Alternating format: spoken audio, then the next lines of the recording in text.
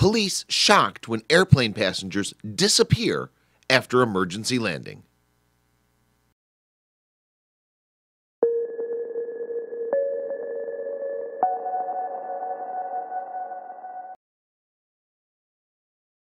On the 21st of March 1951, a C-24 led by Major Robert J. Bell of the 2nd Strategic Support Squadron departed Walker Air Force Base, stocked with air crews and equipment from the 509th Bomber Group. The craft's intended destination was Lakenheath, England. At 3:12 a.m., they landed at Barksdale Air Force Base in Shreveport, Louisiana, where they remained throughout the night.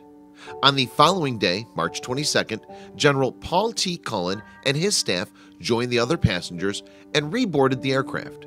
B.J. Cullen was the commander of the newly established 7th Air Group assigned to England.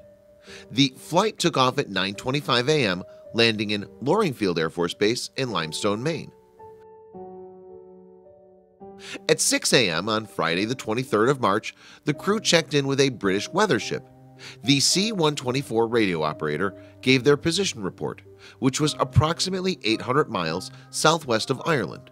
Shortly thereafter, the C-24 gave out a mayday call, reporting a fire in the cargo crates. They began tossing the crates and announced that they were ditching the craft. The aircraft was known to be intact when it touched down on the ocean. Every crew member was also known to have exited the aircraft safely, wearing life vests and climbing into the 5 emergency life rafts that were on board. The rafts were readily equipped with cold weather gear, food, water, flares, and hand crank emergency radios.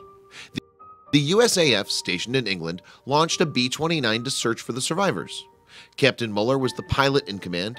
He located all of the men, finding them because of the flares they had fired. The B-29 was not carrying any rescue equipment that could be dropped to the survivors, so Captain Muller radioed back that he had found the men and would remain on site until proper rescue personnel had arrived.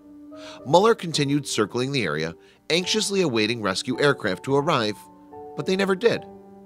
Upon reaching critically low fuel, Captain Muller was forced to abandon the men and return to base. Ships remained unable to return to the position of the men until the following Sunday, March 25th, 1951.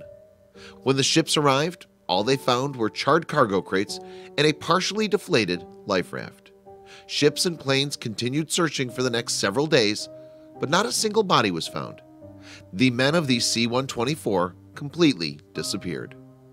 It's known that Soviet submarines and surface vessels were active in this area and that the Soviets had no qualms about capturing and holding American servicemen, particularly aviators. Because of this, many believe that the men were captured by the Russians. However, we may never truly know the fate that befell these men.